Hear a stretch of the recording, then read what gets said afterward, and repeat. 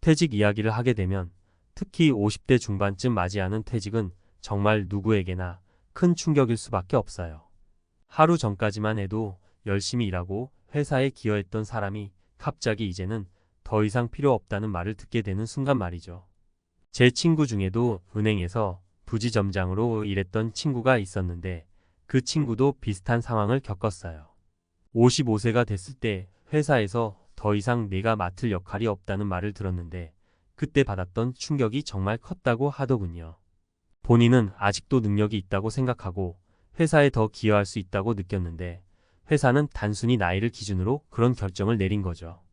이 이야기를 들으면서 저도 많은 생각이 들었어요. 왜 사람들은 나이가 들면 더 이상 필요 없다는 평가를 받게 되는 걸까요? 그게 단순히 나이라는 숫자 때문일까요? 아니면 그 나이가 되면 정말로 업무 능력이 떨어지는 걸까요? 이런 질문들은 사실 50대가 됐을 때 많은 분들이 공감할 수밖에 없는 고민일 거예요. 1. 나이와 업무 능력은 비례하지 않는다. 첫 번째로 들고 싶은 사례는 제가 아는 중소기업 대표님의 이야기입니다. 이분은 58세까지 회사에서 큰 프로젝트를 맡아서 성공적으로 이끌었어요.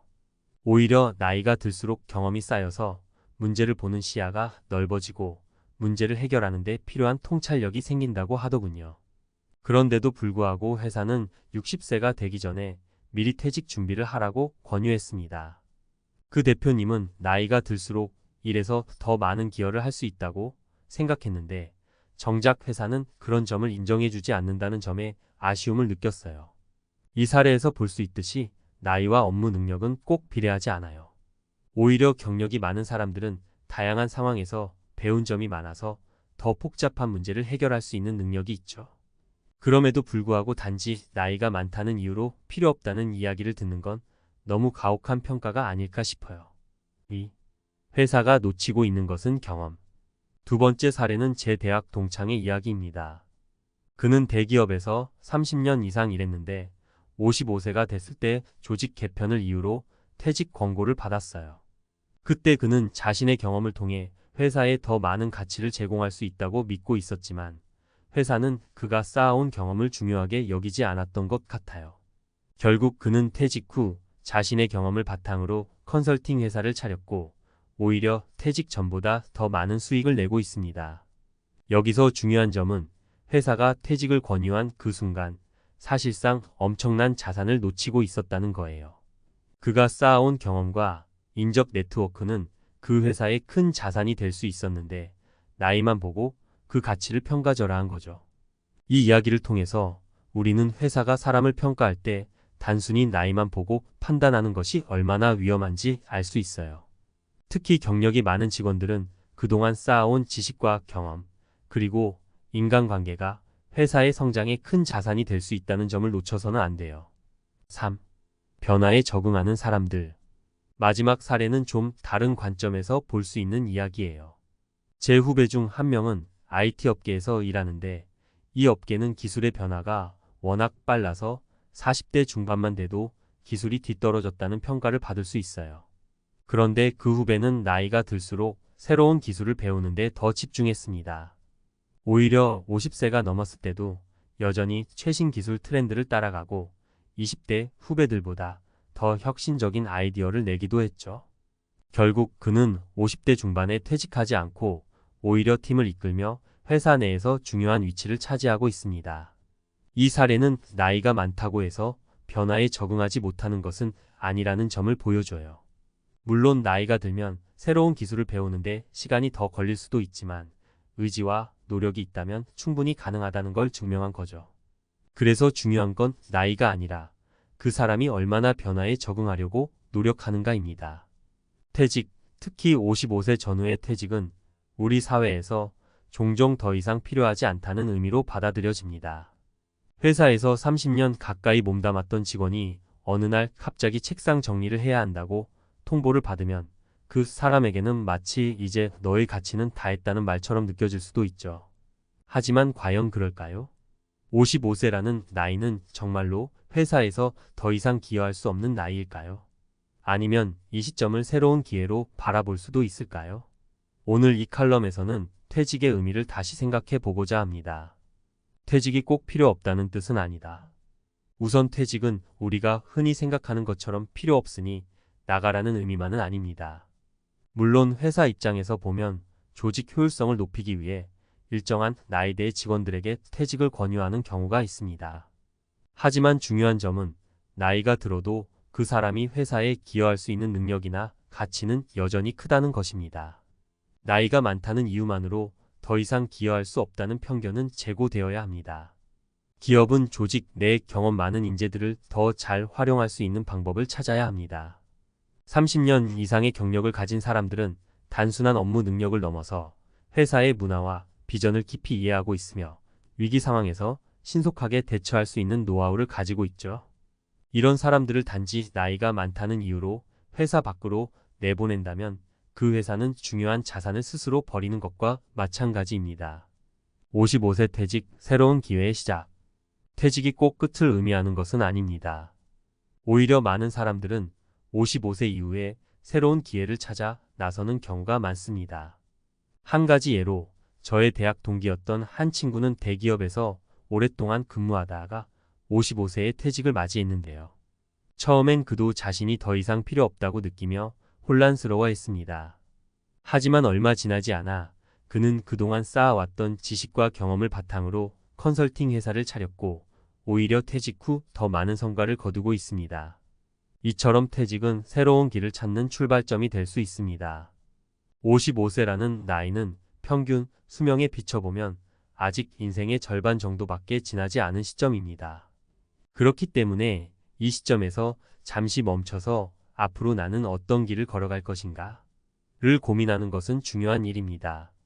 퇴직 후의 삶은 자신이 진정으로 하고 싶은 일을 찾고 그 일을 통해 새로운 가치를 만들어 나가는 시간이 될 수 있습니다. 기업의 인식 변화가 필요하다. 여기서 중요한 질문이 하나 생깁니다. 기업은 왜 일정 나이가 되면 직원을 내보내려 할까요? 단순히 비용 문제일까요?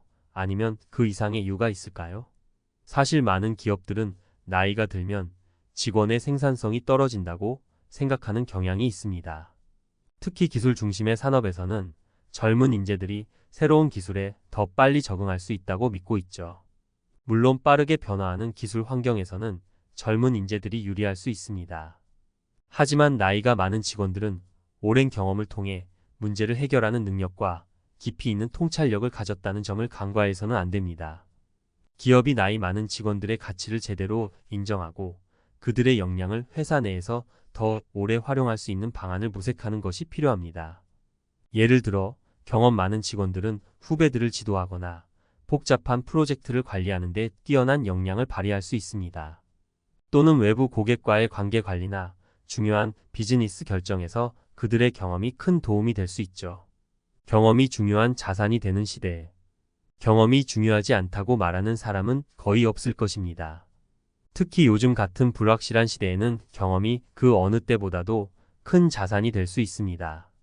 경력이 많은 사람들은 다양한 상황을 경험하면서 그만큼 많은 것을 배워왔습니다. 이러한 경험은 특히 위기 상황에서 중요한 역할을 합니다. 실제로 많은 기업들이 위기 상황에서 노련한 경력자들의 조언을 바탕으로 중요한 결정을 내리는 경우가 많습니다. 그래서 나이가 들었다고 해서 더 이상 회사에 기여할 수 없다는 생각은 매우 잘못된 판단일 수 있습니다. 오히려 그들이 가진 풍부한 경험과 지혜는 회사의 장기적인 성공에 큰 역할을 할 수 있습니다. 변화에 적응하는 능력. 나이가 들수록 변화에 적응하기 어렵다는 말도 있습니다. 이는 부분적으로는 맞을 수도 있지만 사실 의지와 노력만 있다면 나이가 많더라도 변화에 적응하는 것은 충분히 가능합니다. 예를 들어 제가 아는 한 IT 업계의 중견 간부는 50세가 넘었음에도 불구하고 여전히 최신 기술을 배우고 있으며 20대 후배들과의 경쟁에서 뒤처지지 않고 있습니다. 그는 새로운 기술 트렌드를 빠르게 습득하고 변화에 대응하기 위해 꾸준히 자기 개발에 힘쓰고 있습니다. 이러한 태도는 나이에 관계없이 누구나 가져야 할 중요한 덕목입니다. 따라서 퇴직을 맞이한 55세 전후의 사람들이 변화에 적응하고 새로운 기회를 찾아가는 과정은 나이와 무관한 문제입니다. 중요한 것은 자신의 능력을 어떻게 활용하고 변화하는 환경에 어떻게 대응할 것인가에 대한 질문입니다. 퇴직이라는 주제는 많은 사람들에게 매우 현실적인 문제죠. 특히 55세나 60세쯤 되면 회사에서 자연스럽게 이제 준비를 하라는 말이 나오기 시작하는데, 오늘은 그 사례를 바탕으로 조금 더 과학적으로 접근해 보려고 합니다. 제가 알고 있는 중소기업 대표님의 이야기, 그리고 이를 통해 우리가 나이가 들수록 더 많은 기여를 할 수 있다는 주장에 대해 과학적인 근거와 이론을 살펴보겠습니다. 첫 번째 사례, 나이가 들수록 더 많은 기여를 할 수 있는가? 먼저 이 중소기업 대표님은 58세까지 회사에서 큰 프로젝트를 성공적으로 이끌었고 자신이 더 많은 기여를 할 수 있다고 믿었어요. 하지만 회사는 나이를 이유로 퇴직 준비를 권유했죠. 이 이야기를 듣고 많은 분들이 공감할 수 있을 것 같아요. 특히 경험이 쌓이면 문제를 해결하는데 더 큰 통찰력을 발휘할 수 있다고 생각하는 분들 많을 겁니다. 과연 나이가 든다는 것이 능력의 하락을 의미하는 걸까요? 아니면 오히려 더 많은 가치를 창출할 수 있는 기회를 의미하는 걸까요? 나이가 들수록 더 많은 경험이 축적된다. 과학적으로 보면 나이가 들면서 경험이 축적되는 것은 명백한 사실입니다. 인지심리학에서는 경험이 축적됨에 따라 문제 해결 능력이 향상된다는 이론이 많이 연구되어 왔습니다.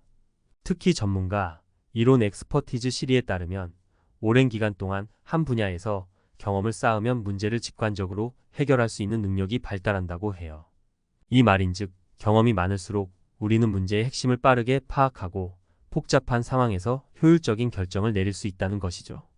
전문가들은 자신의 분야에서 반복적인 경험을 통해 패턴 인식 능력을 키워 나가는데, 이는 복잡한 상황에서 보다 신속하고 정확한 판단을 내리는데 매우 중요한 역할을 합니다. 즉, 이 중소기업 대표님이 느꼈던 나이가 들수록 더 많은 기여를 할 수 있다는 생각은 단순한 감정이 아니라 과학적으로도 뒷받침되는 사실입니다. 인지능력의 변화, 크리스털라이즈드 지능과 플루이드 지능. 나이가 들면서 인지능력에도 변화가 생깁니다. 여기서 크리스털라이즈드 지능, 크리스털라이즈드 인텔러전스과 플루이드 지능, 플루어드 인텔러전스이라는 두 가지 개념을 알아야 하는데요. 크리스털라이즈드 지능은 우리가 축적해온 지식, 경험, 그리고 이를 기반으로 하는 문제 해결 능력을 말해요. 이 지능은 나이가 들수록 계속해서 발달한다고 알려져 있습니다. 그러니까 나이가 많아질수록 우리는 더 많은 지식과 경험을 활용해 복잡한 문제를 해결하는 능력이 향상된다는 뜻입니다.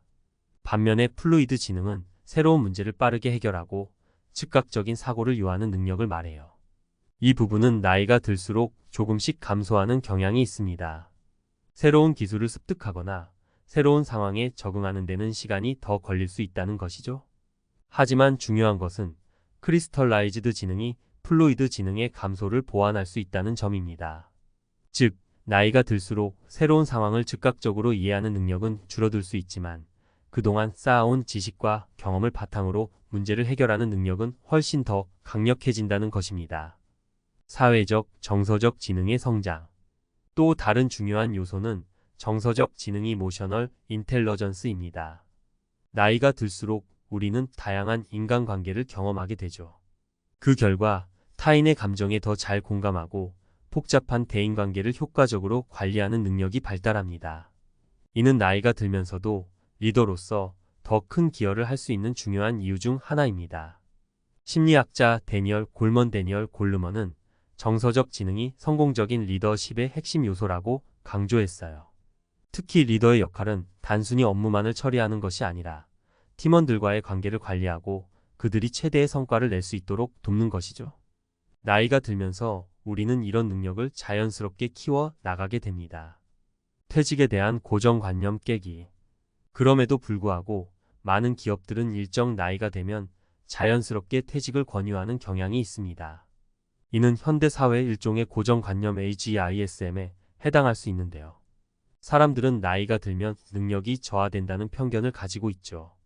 하지만 이는 앞서 이야기한 과학적 이론들과 상반되는 결론입니다. 앞서 말한 크리스털라이즈드 지능과 정서적 지능의 성장은 나이가 들면서 오히려 더 강력한 리더십과 문제 해결 능력을 발휘할 수 있음을 보여줍니다.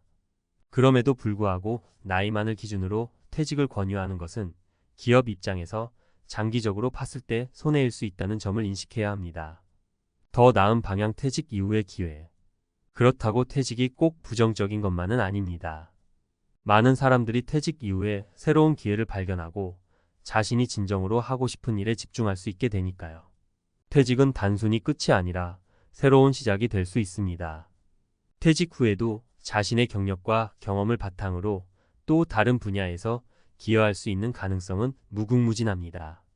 예를 들어 많은 은퇴자들이 컨설턴트로 활동하거나 스타트업을 창업하거나 또는 자신만의 작은 사업을 시작하면서 새로운 인생을 살아가고 있습니다. 퇴직은 인생의 끝이 아니라 한 챕터의 마무리이자 새로운 챕터의 시작이라고 할 수 있죠. 결론 나이 그리고 경험의 가치. 결국 이 중소기업 대표님의 사례는 단지 개인적인 경험담이 아니라 우리가 사회적으로 가지고 있는 퇴직에 대한 고정관념을 다시 한번 생각해 보게 합니다.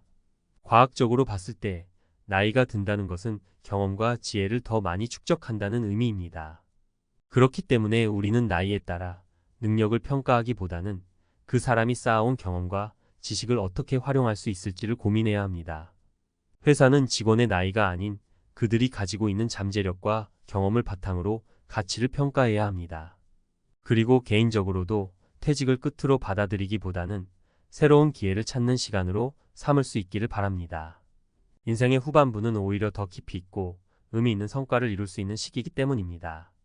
추천 도서 3권. 정서적 지능 이모셔널 인텔러전스 마이너스 데니얼 골먼.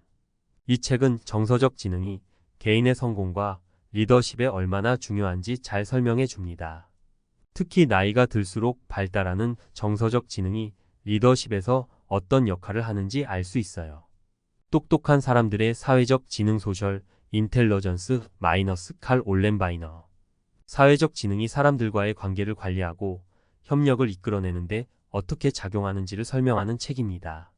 나이가 들면서 사회적 지능이 더욱 중요한 이유를 이해하는 데 도움이 됩니다. 사피엔스 세이피언즈 마이너스 유발 하라리. 인류의 역사와 함께 사회적, 인지적 능력이 어떻게 발달해 왔는지 설명합니다.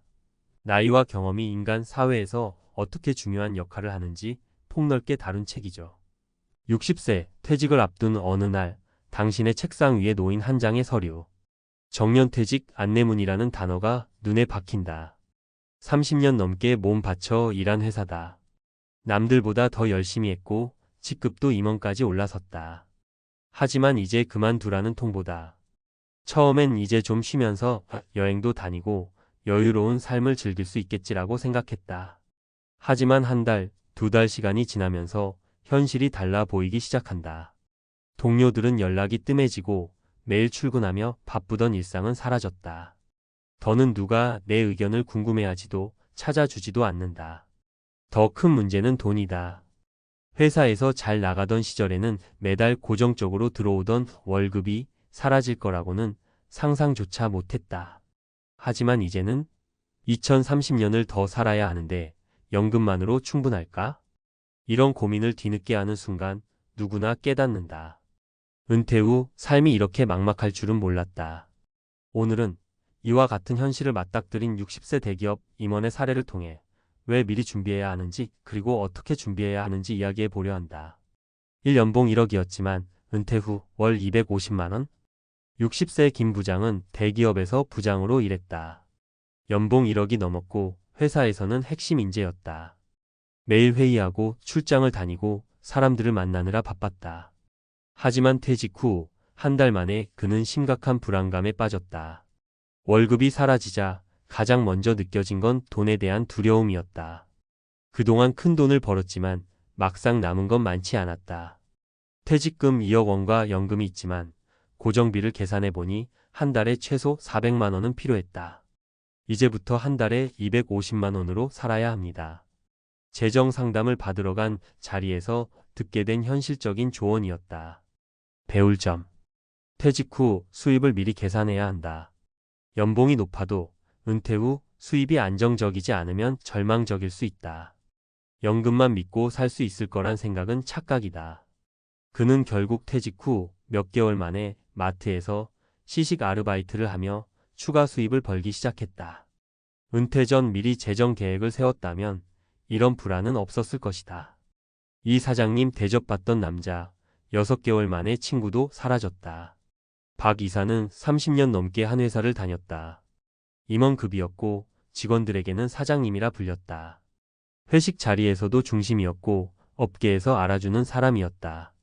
하지만 퇴직 후 단 6개월 만에 전화가 뚝 끊겼다. 회사에서 잘 나가던 시절 그는 내 주변엔 항상 사람들이 많다고 생각했다. 하지만 은퇴 후 달라졌다. 더 이상 그를 찾는 사람이 없었다.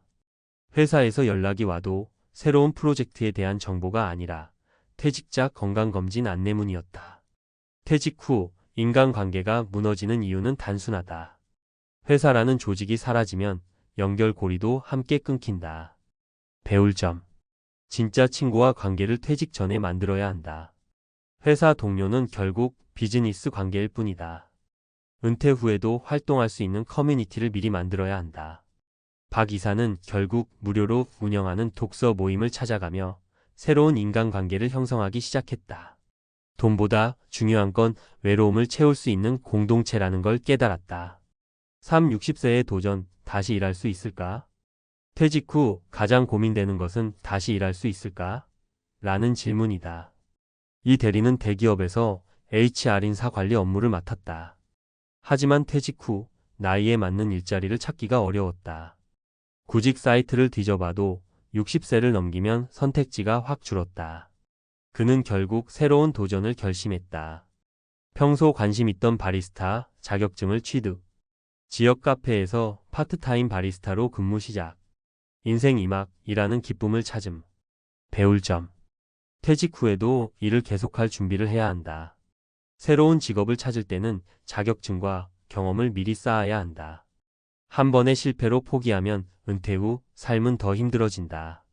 이 대리는 결국 주말마다 커피 클래스를 운영하며 소소한 수익과 삶의 즐거움을 동시에 찾았다. 결론 준비 없는 은퇴는 재앙이다. 오늘 소개한 3가지 사례를 통해 알 수 있는 것은 은퇴 후의 삶은 미리 준비하지 않으면 불행해질 가능성이 높다는 사실이다. 돈 연봉이 높았다고 해서 퇴직 후 걱정이 없는 것은 아니다. 미리 재정 계획을 세워야 한다. 인간관계 회사 동료는 사라진다. 퇴직 전에 새로운 관계를 만들어야 한다. 일자리 퇴직 후에도 일을 지속할 방법을 찾아야 한다.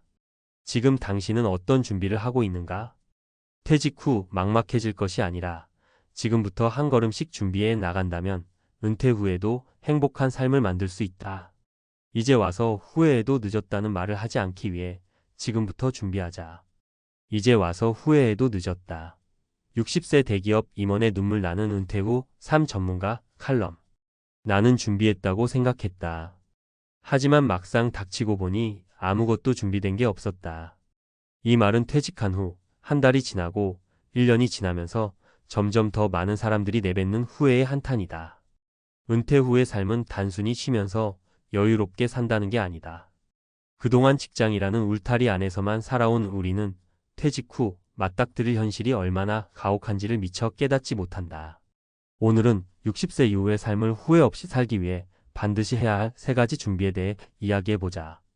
1돈, 이거 없으면 인생이 달라진다. 대기업 임원으로 퇴직한 어씨의 사례를 보자. 그는 연봉 1억 원이 넘었고 퇴직금도 3억 원 이상 받았다. 하지만 퇴직 후 2년 만에 그는 예상하지 못했던 경제적 위기에 직면했다. 은퇴 후 돈이 사라지는 이유. 고정적인 월급이 끊기면서 소비 습관을 조정하지 못함. 노후 자금을 계산할 때 물가 상승과 의료비 증가를 간과함. 자녀 결혼 자금, 부모 병원비 등 예상치 못한 지출이 발생. 어씨는 나 정도면 충분히 준비가 되어 있다고 생각했다. 하지만 매달 생활비가 빠져나가는 속도가 예상보다 훨씬 빨랐다. 한 달에 500만 원 정도 쓰던 소비 습관을 단번에 200만 원으로 줄이는 것은 쉽지 않았다. 결국 그는 부동산을 급매로 내놓았지만 경기 침체로 제값을 받기 어려웠다. 퇴직 후 몇 년 지나지 않아 경제적 압박이 시작되었다. 전문가 조언 노후 자금 이렇게 준비하라. 은퇴 전 미리 소비 습관을 줄여라. 퇴직 후 한 달 예상 생활비를 미리 계산해보고 현실적인 소비 계획을 세워야 한다. 연금 플랜을 점검하라. 국민연금, 개인연금, 퇴직연금 등 다양한 연금 소득을 점검하고 부족한 부분을 채울 수 있는 방법을 찾아야 한다. 퇴직금은 한꺼번에 쓰지 말고 월 소득처럼 활용하라. 퇴직금을 한 번에 소진하는 것이 아니라 분산 투자하여 매월 일정 금액을 받을 수 있도록 운용하는 것이 중요하다. 어시처럼 나는 충분히 준비됐다는 착각은 금물이다. 퇴직 후에는 돈이 들어오는 속도보다 나가는 속도가 훨씬 빠르다는 점을 반드시 기억해야 한다. 이 인간관계, 회사가 떠난 후 당신 곁에 남을 사람은? B씨는 30년 동안 대기업에서 근무하며 사람들 속에서 살았다. 팀원들과 매일 회의를 하고 점심도 함께 먹고 술자리에서 친목을 다졌다. 그는 나는 인맥이 많다. 외롭지 않을 거다라고 생각했다.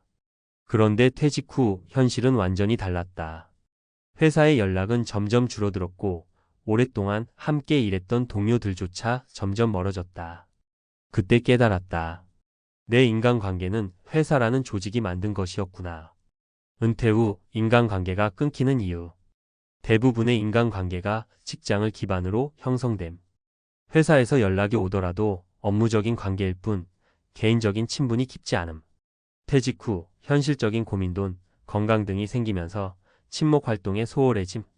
전문가, 조언. 퇴직 전에 인간관계를 새롭게 만들어라. 회사 밖의 인간관계를 구축하라. 동호회, 봉사활동, 독서 모임 등 직장과 무관한 커뮤니티에 미리 참여해야 한다. 가족과의 관계를 회복하라. 퇴직 후 갑자기 집에서 하루 종일 있는 은퇴 남편이 되면 가족과 갈등이 생길 수 있다.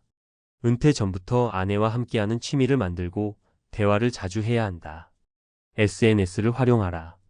온라인 커뮤니티, 네트워크를 활용해 제2의 사회생활을 시작하는 것도 좋은 방법이다. 은퇴 후 가장 힘든 건 외로움이다.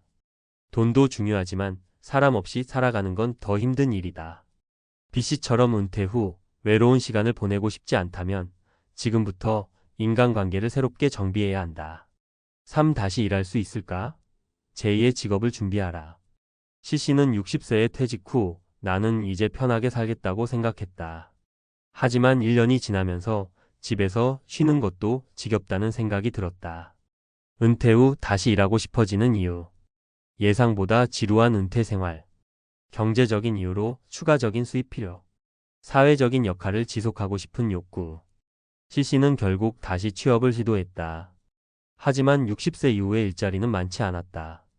회사가 원하는 인재는 젊은 사람들, 새로운 기술을 배운 사람들 뿐이었다. 전문가, 조언. 퇴직 후에도 일하려면 이렇게 준비하라. 미리 자격증을 따두자.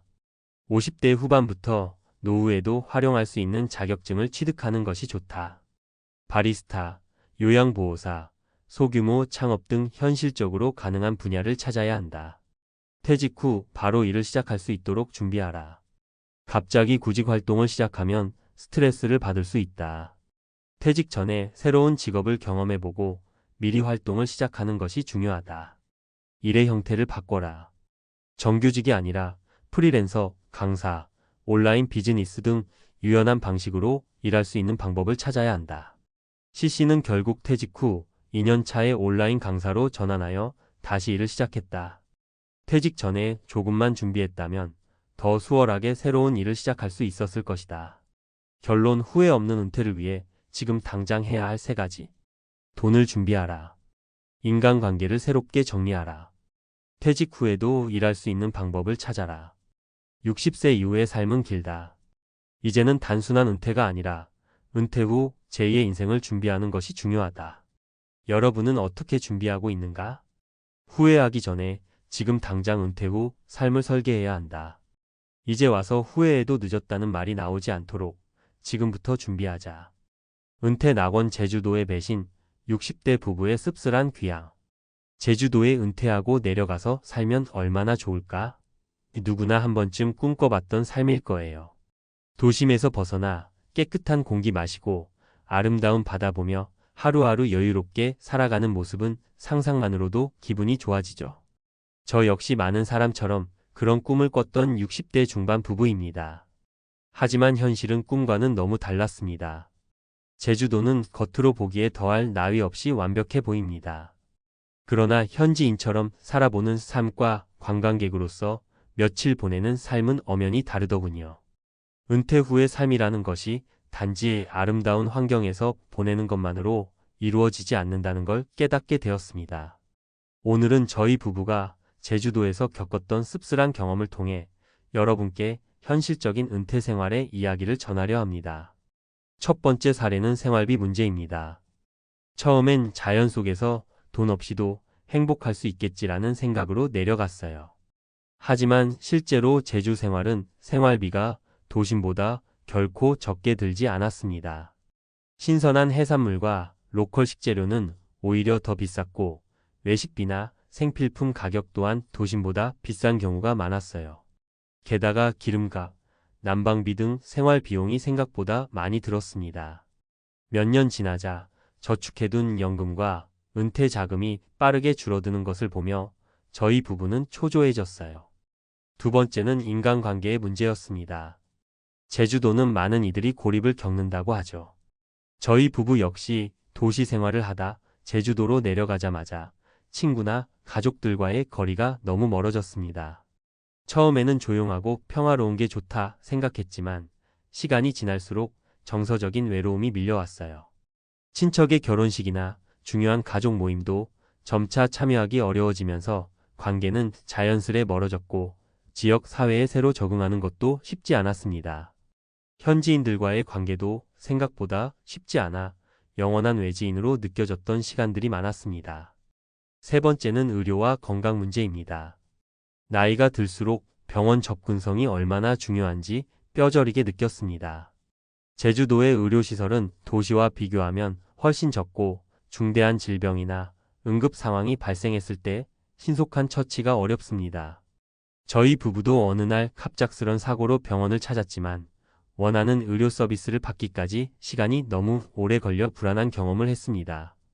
나이가 들어갈수록 의료 인프라의 중요성을 간과하면 안 된다는 걸 절실히 깨달았죠.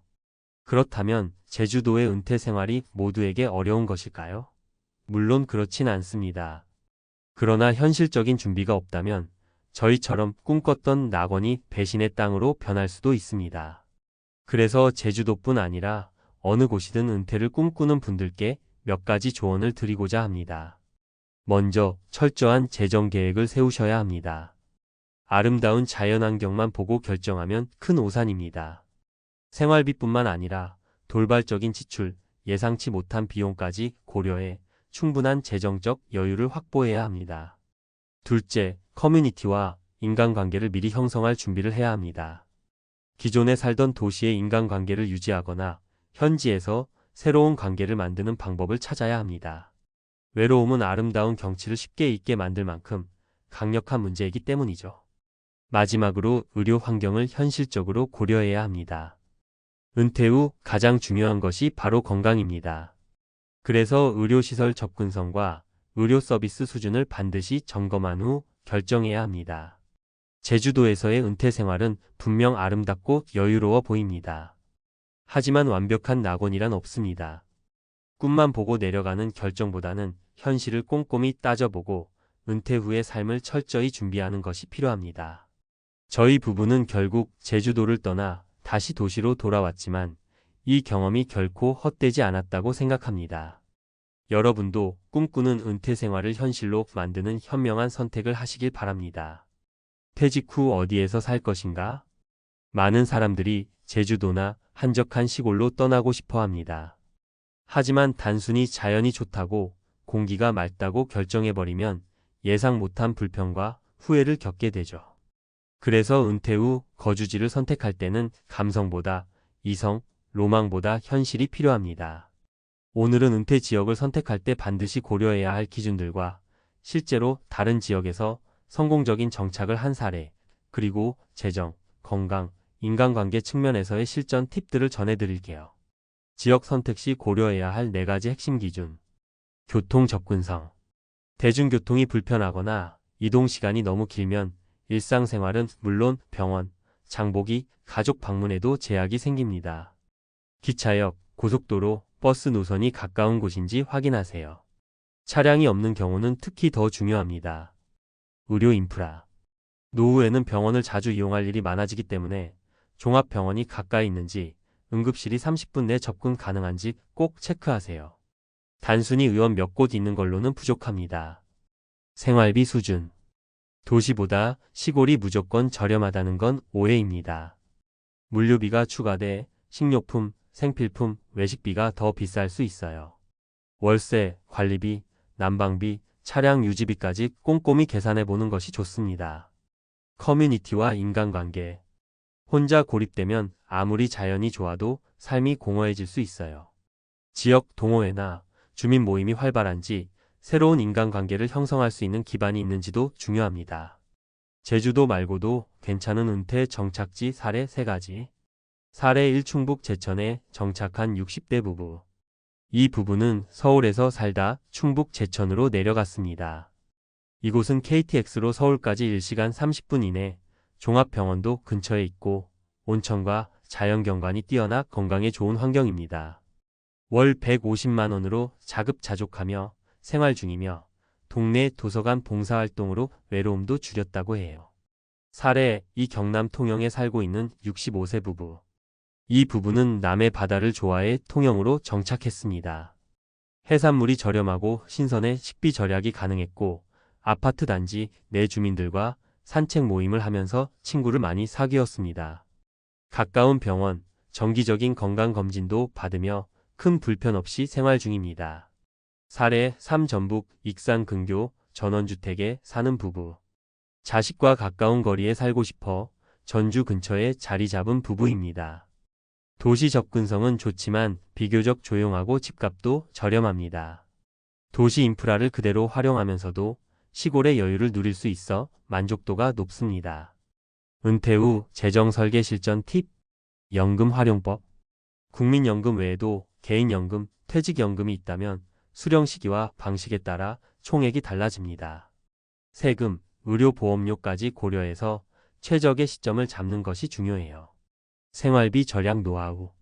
직접 식사해 먹기, 지역 전통시장 이용, 농산물 공동구매 등을 통해 식비를 줄일 수 있습니다. 또 공공도서관, 노인복지관, 주민센터 프로그램을 이용하면 여가비도 줄일 수 있죠. 추가 수입 마련법. 유튜브, 블로그, 텃밭 농사, 지역 강사 활동 등으로 소소한 수입을 만들어 보세요. 월 30만 원의 수입만 있어도 생활에 큰 여유가 생깁니다. 인간관계와 커뮤니티 유지 전략. 기존 인맥 유지 자주 연락하고 영상통화나 SNS 활용해 거리감을 줄이세요. 지역활동 참여, 작은 자원봉사나 문화센터 강좌라도 참여하면 친목이 생깁니다. 배우자 외의 관계망 구축. 은퇴 후 배우자에게만 의지하면 갈등이 생길 수 있어요. 다양한 인간관계를 만들 준비가 필요합니다. 의료 접근성과 건강관리 체크리스트. 가까운 병원 약국 위치 확인. 종합병원, 응급실까지 소요시간 체크. 건강검진 받을 수 있는 기관 있는지 확인. 운동할 수 있는 장소 산책로, 체육시설 유무. 건강보험공단과 연계된 건강 프로그램 참여 여부. 은퇴는 끝이 아니라 새로운 시작입니다. 거주지는 그 삶의 기반이 되죠. 낭만만 바라보고 선택했다간 후회하는 분들이 많습니다. 현실을 꼼꼼히 따져보고 준비된 은퇴 생활로 인생 2막을 시작해보세요. 돈 없이도 행복한 노후. 적은 돈으로 살아남는 충격적 비법. 우리는 흔히 노후를 준비할 때 가장 중요한 것은 돈이라고 생각합니다. 많은 사람들이 은퇴 후에도 안정적으로 살기 위해서는 많은 재산이 필요하다고 믿죠. 하지만 정말 그럴까요? 사실 적은 돈으로도 충분히 행복한 노후를 보낼 수 있는 방법이 있습니다. 이번 에세이에서는 적은 돈으로도 풍요롭고 의미 있는 노후 생활을 할 수 있는 3가지 비법을 실제 사례와 함께 설명해 드리겠습니다. 준비되셨나요? 1. 소비 패턴을 바꾸면 적은 돈도 큰 행복을 준다. 먼저 우리 주변에는 물건을 구매하거나 소비하는 것을 행복의 필수 요소로 여기는 분들이 많습니다. 하지만 이렇게 소비 중심적인 삶은 결코 끝이 없습니다. 점점 더 많은 돈을 쓰게 되고 만족감은 그만큼 따라오지 않는 경우가 많죠. 반면 소비 패턴을 바꿔 절제하고 필요한 것만 구매하는 삶을 살면 적은 돈으로도 충분히 생활이 가능합니다. 사례 1. 제 친구 어씨는 한때 높은 소비를 즐기던 사람이었습니다. 은퇴 후에도 넉넉한 돈이 필요할 것 같아 걱정했죠. 그런데 어느 날 불필요한 소비 습관을 버리기로 결심했습니다. 그는 자신의 집을 줄이고 외식을 줄이며 단순한 삶을 살기 시작했습니다. 그리고 그 결과 그는 훨씬 적은 돈으로도 만족스러운 노후를 보낼 수 있다는 사실을 깨달았습니다. 중요한 것은 돈이 아니라 돈을 어떻게 쓰느냐였습니다. 적은 돈으로도 큰 행복을 느끼는 법을 배운 것이죠. 이 자급자족과 소소한 자산 활용으로 안정적인 생활 가능. 적은 돈으로 살아남는 또 하나의 비결은 자급자족을 통한 생활입니다. 많은 이들은 모든 것을 돈 주고 사는 대신 자신이 필요한 것들을 직접 만들거나 키우는 방법을 택합니다. 이를 통해 생활비를 크게 절감할 수 있고 동시에 자연과 교감하며 더 건강한 삶을 누릴 수 있죠. 사례 이 시골에 사는 B씨는 농사를 짓고 자급자족하는 생활을 합니다. 은퇴 후 많은 재산이 없었지만 본인이 키운 작물로 생활을 유지하며 과거보다 훨씬 만족스러운 삶을 살고 있습니다. 그는 돈을 많이 벌지 않더라도 자신의 손으로 직접 재료를 얻어 먹고 쓰는 생활이 주는 안정감과 행복을 경험하고 있습니다. B씨는 말합니다. 돈 없이도 충분히 행복하게 살 수 있다는 걸 이제야 알았어요. 중요한 건 소비가 아니라 내 손으로 가꿔가는 삶이에요. 3. 사회적 관계와 경험이 돈보다 더 큰 자산이다.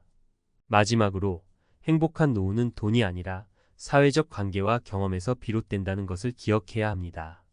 아무리 돈이 많아도 혼자 외롭게 살면 그 행복은 오래가지 못합니다. 반면 적은 돈으로도 의미 있는 사람들과의 관계를 유지하고 다양한 경험을 쌓는다면 그 자체로 충분히 만족스러운 삶을 살아갈 수 있습니다. 사례 3씨는 퇴직 후 큰 재산 없이도 즐거운 노후를 보내고 있습니다.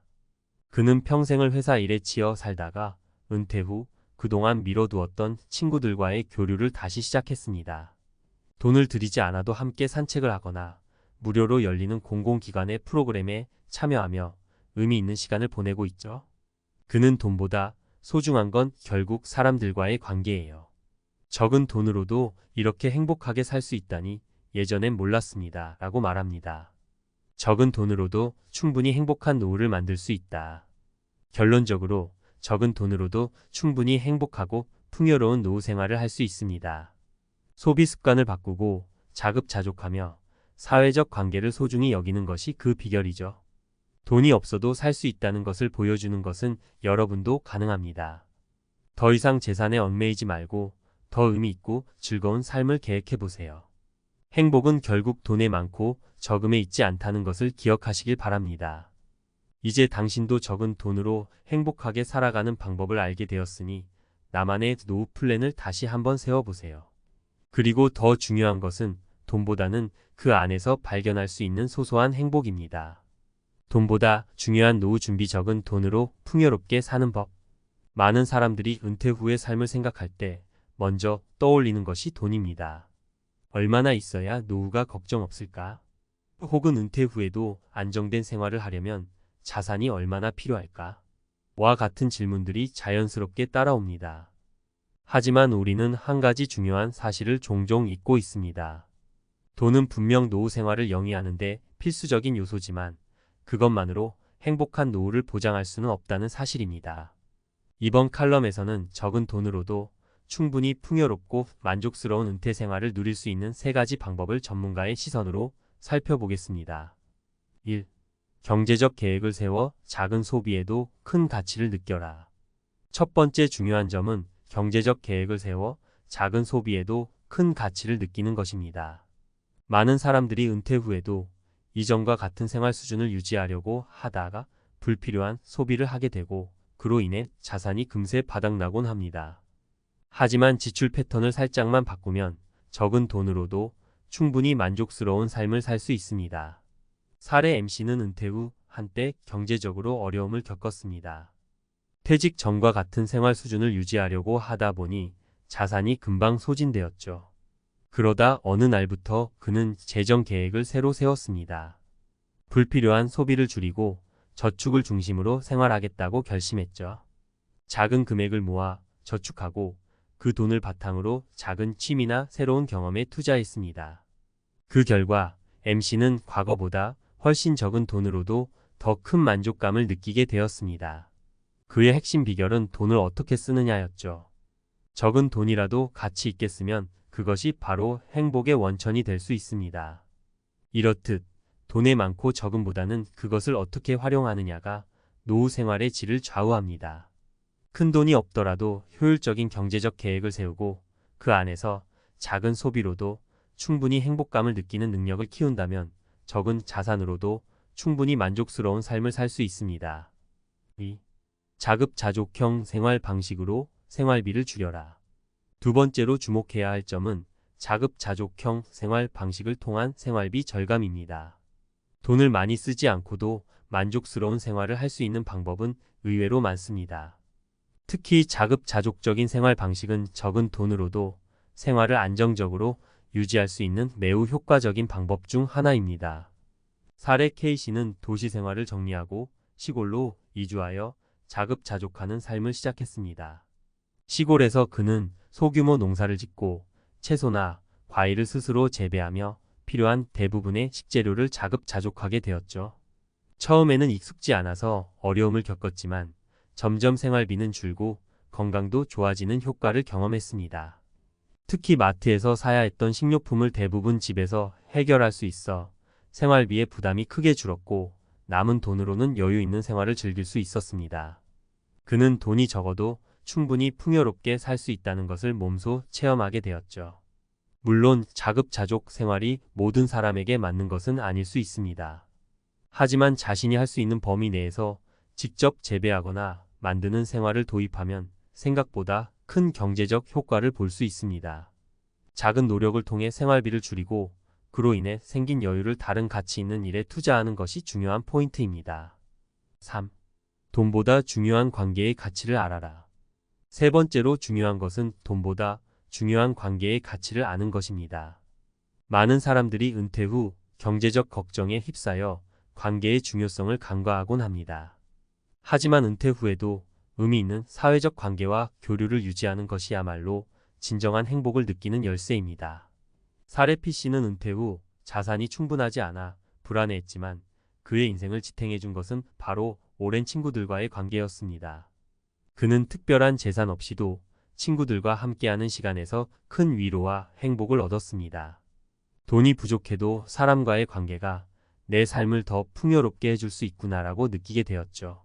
그는 돈보다 중요한 것은 사람이라는 점을 몸소 체험했고 매일매일 소중한 사람들과의 시간을 즐기며 행복한 노후를 보내고 있습니다. 사회적 관계는 돈보다 더 중요한 자산입니다. 사람과의 교류는 행복을 배가시킬 수 있는 중요한 요소죠. 은퇴 후에는 새로운 사람들을 만나거나 기존의 관계를 더 깊이 있게 유지하려는 노력이 필요합니다. 이는 돈으로 살 수 없는 값진 자산이며 결국 은퇴 생활의 만족도를 높이는 핵심 요인이 됩니다. 적은 돈으로도 충분히 풍요로운 노후를 만들 수 있다. 위에서 살펴본 것처럼 노후 준비에서 가장 중요한 것은 돈이 아니라 돈을 어떻게 쓰고 관리하느냐입니다. 경제적 계획, 자급자족적인 생활, 그리고 사회적 관계의 세 가지 요소는 적은 돈으로도 충분히 행복하고 만족스러운 노후를 보낼 수 있는 핵심 비법입니다. 결국 돈의 많고 적음은 중요한 것이 아닙니다. 그보다 중요한 것은 우리가 가지고 있는 자원을 어떻게 활용하느냐에 따라 삶의 질이 크게 달라진다는 점이죠. 이제 여러분도 자신만의 경제적 계획을 세우고 불필요한 소비를 줄이며 의미 있는 사람들과의 관계를 유지하는 노후 생활을 계획해 보세요. 그리고 잊지 마세요. 적은 돈으로도 충분히 행복한 노후를 누릴 수 있다는 것을 말입니다. 노후 준비는 돈만이 전부가 아닙니다. 스스로의 생활 방식, 가치관, 그리고 인간관계를 잘 갖고 나간다면 적은 돈으로도 충분히 풍요롭고 의미 있는 은퇴 생활을 보낼 수 있습니다. 이 칼럼이 여러분의 노후 계획에 작은 도움이 되었기를 바라며 앞으로도 돈이 아닌 더 중요한 가치를 중심으로 한 행복한 삶을 준비해 나가시기를 응원합니다.